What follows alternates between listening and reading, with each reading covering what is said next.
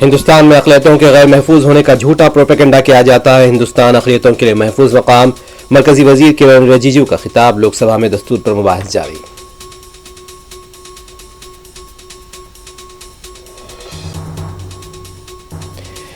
केरला के लिए फंड्स जारी किए जाएं। केरला के अरकान पार्लियामेंट का प्रियंका गांधी की क़यादत में पार्लियामेंट के अहाते में धरना।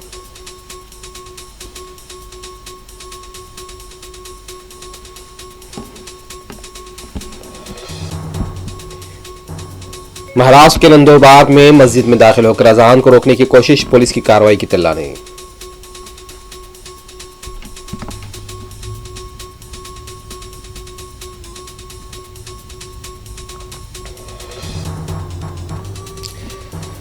उत्तर प्रदेश के संभल में गैर मजाज तामीरात के खिलाफ इन्हिदामी कार्रवाई, पुलिस का वसीतर बंदोबस्त।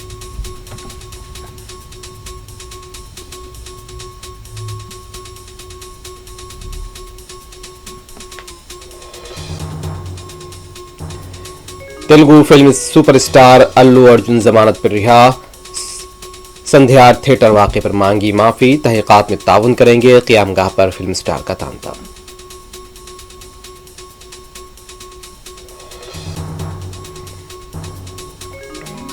किसान आज दिल्ली की तरफ मार्च करेंगे, पुलिस का वसीतर बंदोबस्त।